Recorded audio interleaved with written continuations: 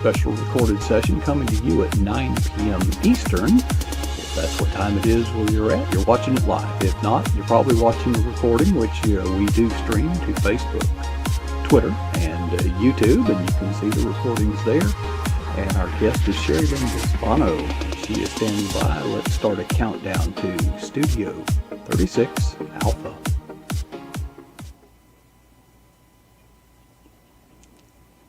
Okay, this is the wet studio, we call it. It's the reason we're using this studio right now is it could become wet not only behind me, back there, yeah, back there. It could start raining, in which case I'll have to find a way to turn down the microphone. This is pjnet.tv. I'm your host, Coach Prasick, and in just a moment, we will be joined by Cherrilynn Bisbano, who normally comes to us from the northeastern coast area of Rhode Island.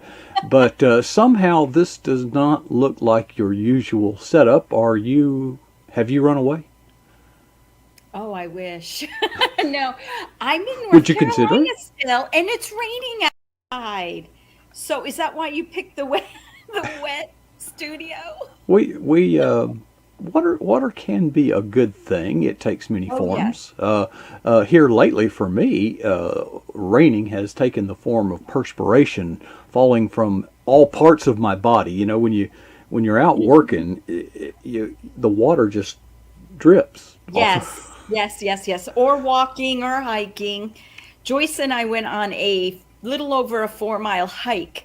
Now, there's a difference between a hike and a walk. Okay, well you're the master of words. Tell me, a hike and a walk, how are they different? Well, a hike usually to me is through the woods or around little obstacles or upstairs or it's not just a level path. Hiking is hiking, usually up a mountain. And yesterday we walked up the side of a mountain, about round trip was like 4.4 miles or something Okay. like that. It was a lot of fun. A lot of it's on our Facebook page. Joyce has been living here since Memorial Day weekend, and she's been wanting to go on a hike. And so yesterday we did. And I've been here since Labor Day. So it's all in the holidays, So did your car just break down in the area? Oh, by the way, folks, there may come a point during our program, Cherrilynn could receive an important phone call that she is obliged to take, and we want her to take it. So if we have to interrupt the program while she takes that phone call, just bear with us because, she's got important things to do. Oh, it's my son. I wasn't going to compromise. So, and we're pre-recording this. It's 3:22 Eastern Standard Time right now. So, we know we pre-record me because I am not responsible for anything I say after 8 o'clock. I tell everybody that. I am not responsible for what I say. I am responsible for what I do, though. Okay. Well, so far you have said that the difference between a walk and a hike is basically topology. So Yeah, when someone, there you go. See, there's you with your scientific wording. I love it. yeah, so Topology in a when map, yes. when someone says take a hike, they don't want you to leave as quickly as if they would say take a walk, because taking a hike takes longer because you're going uphill and downhill and navigating, terrain. I think we just want you to leave. Folks, I think we better Google that and get a second opinion on matters. But Yes. Cherrilynn, we were talking this morning, and with your book has been out now almost a year. It's Yes. easy to talk about the book, but that's really just a part of your life. Coaching and editing. What do you do when you're not writing a book? I coach and I edit and I ghostwrite. I take care. Well, my son is now in a program here in North Carolina. That's what brought me to North Carolina. So I'm not taking care of my son now, but I'm a wife, a sister, a friend. So I wear many hats. But One thing I do love to do is I love to encourage writers, and I do believe and coach writers, and I do believe that's why the Lord is actually leading us to the South. Before my son even came here, I've been praying about moving south, probably for about 4 years now. Now, where are you originally from? My mother, Yeah. Where was your mother when you were born? Where? New England. Let's just say New England, because I've moved so many times in my life. Yeah, the rent keeps coming due, and that you Yeah, can't. my mom pays the rent, and my dad did too. Sherilyn, I find it. Did you experience culture shock? You love to these. I won't call it a walk. I won't call it a hike. I'm gonna call it a stroll, for clarification, on the beach, and I just don't get the sense that the beach is a part of your environment right now. And now North Carolina is a big place, known well for its capes, Cape Hatteras, for example. A boat's named after it, a very good one. But would you miss the beach? I can drive there. Okay. I can drive to the beach because I mean, I do go to the beach in New England, even in the time, but sometimes you got to trade things in life for what God wants you to do. And if I have to trade going to the beach, and let me be more specific, sea glass hunting and I was going treasure to say, hunting, it, because it, no sea glass, well, sorry, there's barely any sea glass in any of the beaches down here. well, that's because we pick up after ourselves down here in the South. We don't just toss things up. Yeah, we have dumps from they used to have dumps along the shore back in probably the 10s and 20s, 1910 and 1920, I'm saying. Yeah. And also ships have wrecked out there, and you don't get many shipwrecks alongside of North Carolina, do you? No, because we know how to navigate down here. Oh, We, stop! we know. Stop! The ships that shipwrecked up north were probably from North Carolina. No, I'm joking. Yeah. Or Florida. Well, it serves them right for going up Okay, there. okay. It, Let's change the subject. Let's stay get home. back to coaching. So you're not, well, before I go back to coaching, you're not so much a dumpster diver as you are a seeker of jewelry, of hidden treasures that others have tossed away, and the ocean has delivered them to the shores for discovery. Doesn't that sound better than Yes, dumpster but diving? I have been known to dumpster dive for a nice piece of furniture or something that I can redo. So that's a whole nother. I mean, I would love if we move down here, I'm looking at old pieces so that I can just redo them the way I want them done. When we say coach, a word very endear to my heart. Coach could mean athletics. Yes. Coach could mean, these life coaches. You see them springing up all over the place. They're kind of like consultants. When I see life coach, especially by someone claiming that under the age of 30, I tend to think they're kind of between No. jobs. And then there's coaching writers. Now, I don't know if there's much comparison between coaching a writer and coaching a football team, or maybe there is. Well, coaching, there's different definitions of what people think coaching is. Coaching is encouraging somebody to discover who they really are by asking questions and things like that. A coach is not a teacher. Hmm. So, I am a teacher and a coach. I teach writers as I coach them. So you would say a football coach is not just a coach, he's also a teacher. Or does he have, well, the big teams have people that teach them how to do they have specialists Hmm. for the linebackers, right? And specialists for the, you know, Yes, the other positions, receivers, the quarterbacks. receivers, Yeah, right? yeah, I'll But help you out. yeah, thank you. I'm learning. I know how to play football, but I'd rather play than watch. So You're right though, especially in the big leagues. The Yes, head they coach have is this. really the coach of the coaches, really. Yes, and so when you coach a writer, I can just coach and encourage and help them understand who they are and discover their talents. And if they want me to be a teacher, I can do that too and help them sharpen their skills. But it's different. A coach is different than a teacher. So when you're coaching a writer, I presume this is being done kind of online on Zoom. Is that how they do it now? Yes. Eh, Yes, and on the telephone and through emails and things like that, and um, at conferences. I think I'm a natural born coach, a natural born encourager, and a natural born, well, God given teacher. I like to help people. I like to,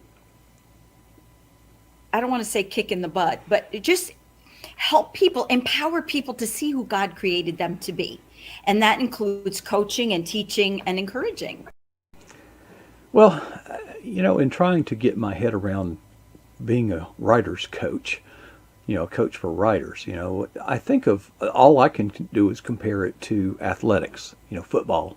Right, And in football, you've got to push the player beyond what they think they can do, right, right. because most of us, I should say all of us, put limitations on ourselves, on what we believe we're Hmm. capable of and what we're actually capable of. And I hate to Correct. say it, but the only way to get past that is go beyond what you Right. believe. And sometimes we don't want to do that. We have to have somebody kind of, I would say nudge, but it's really push. What I like to do is ask questions because Jesus asked a lot of questions, coach. Did he?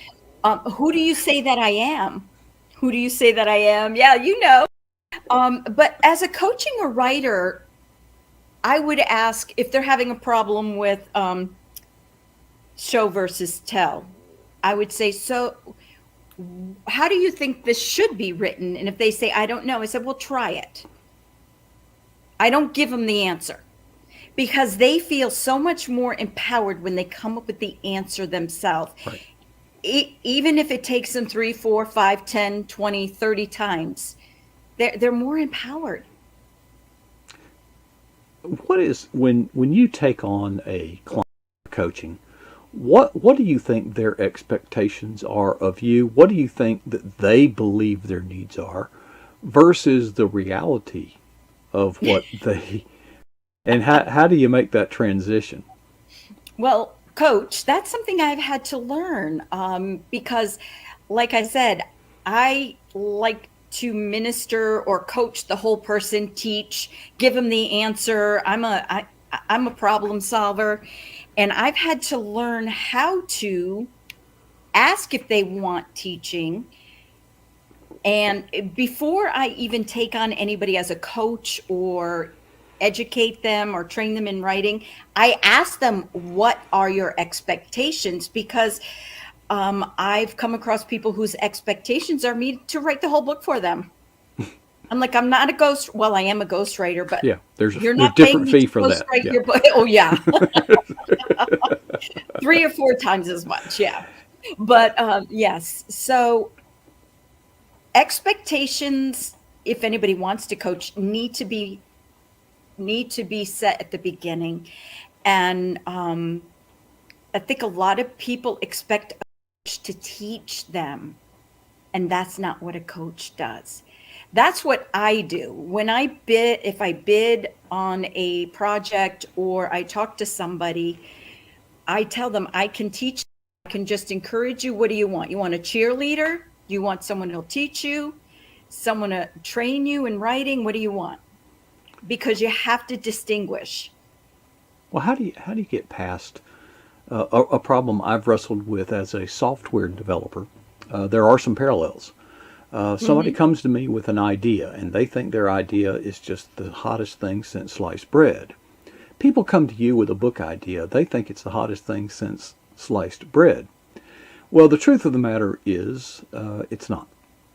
And managing expectations, if they have these high expectations, they'll become disenchanted. Now, there's a difference between the role you play as a coach, where they have basically hired you and you work for them, as opposed Mm-hmm. to a football coach, to where the coach is hired, and if you want to be on this team, you're going to do it the way you're going to do what the coach says. Right. You as a player cannot fire your coach and go pick No. another one.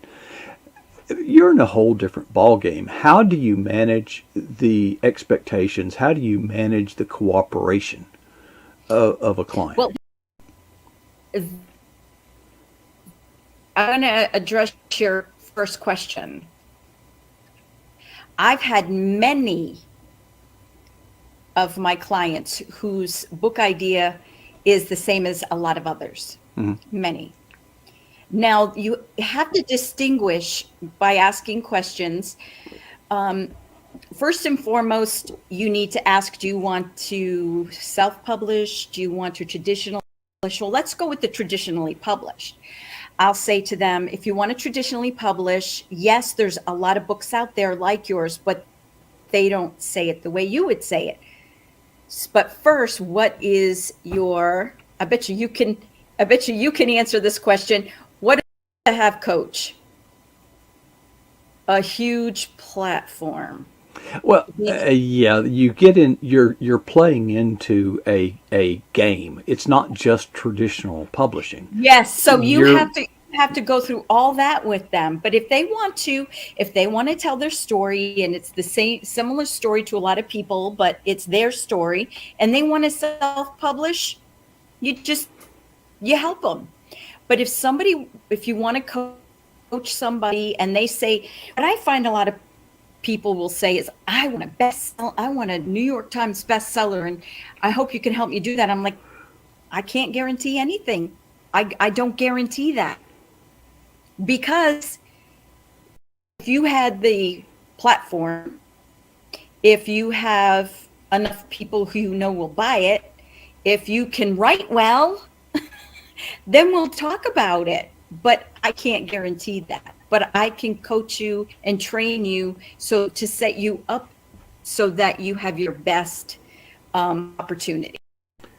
Did I answer your question? well, There's so many facets to it. There's so many facets. well, the branches lead everywhere. Let me say this or ask this.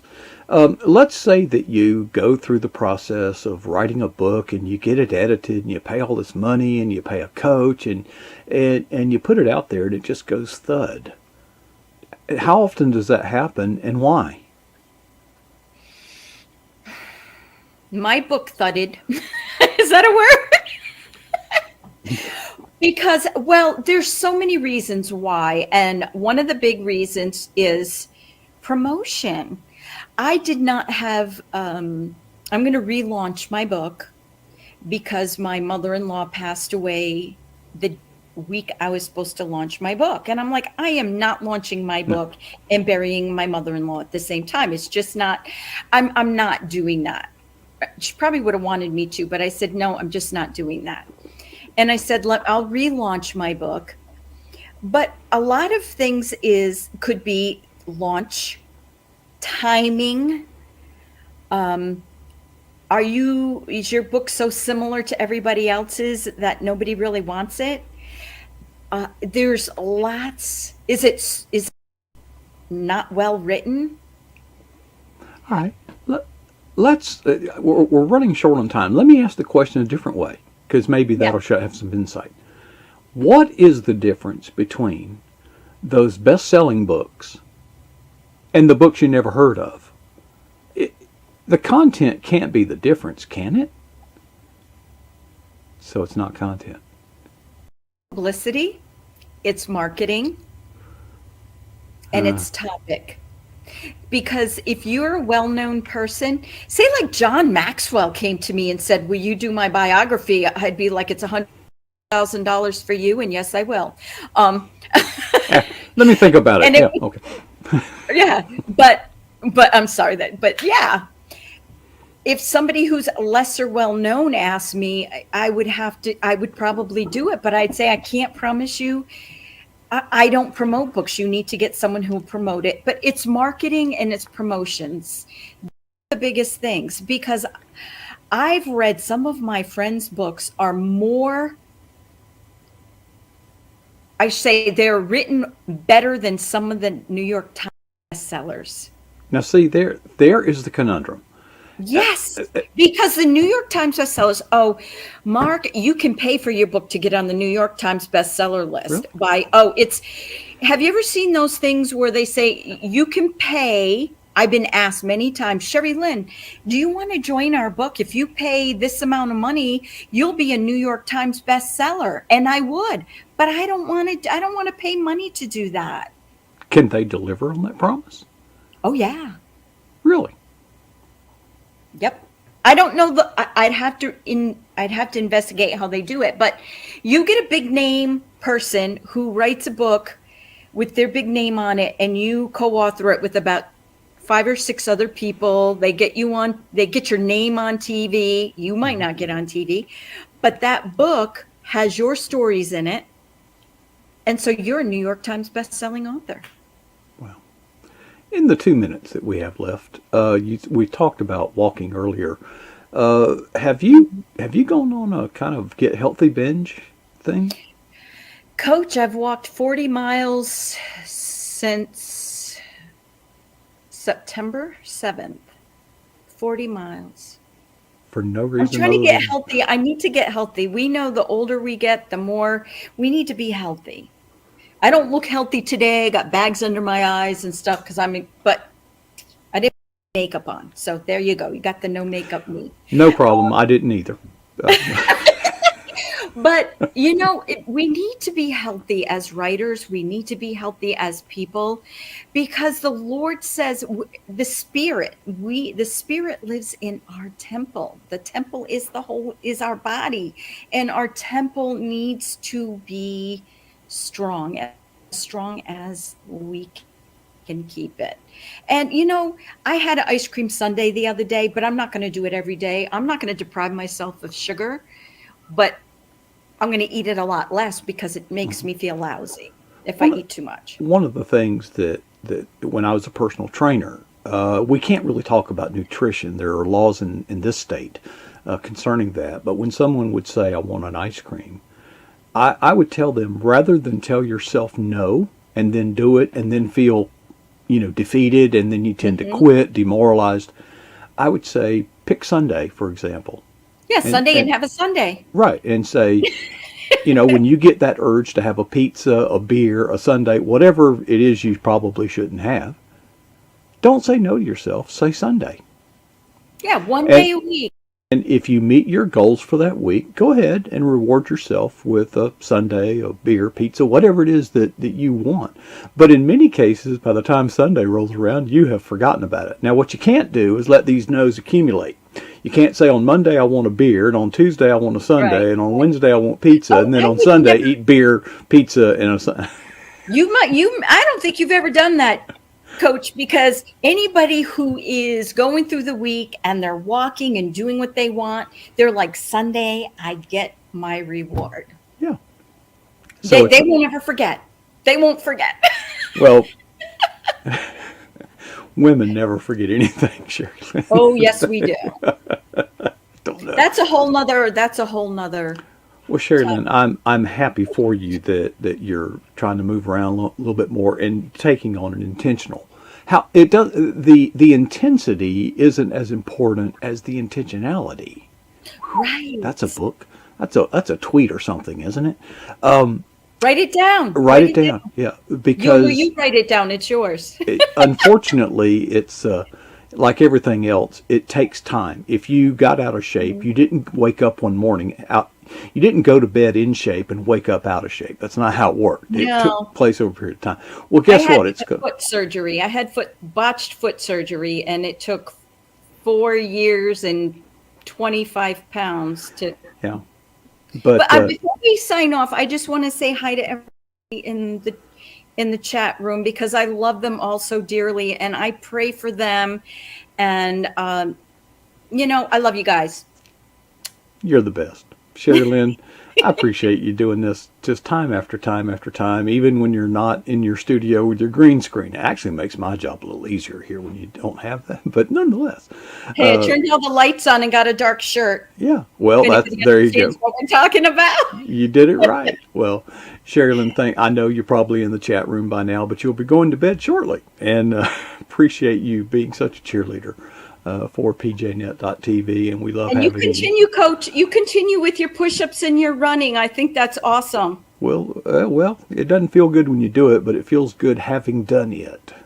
Yes. God Okay. bless. Just All like right. reading the Word of God. There you go. Appreciate you, girl. Good to hear from Cherrilynn Bisbano, and there you have the view high atop the Eagle's Nest, the broadcast facilities here at pjnet.tv.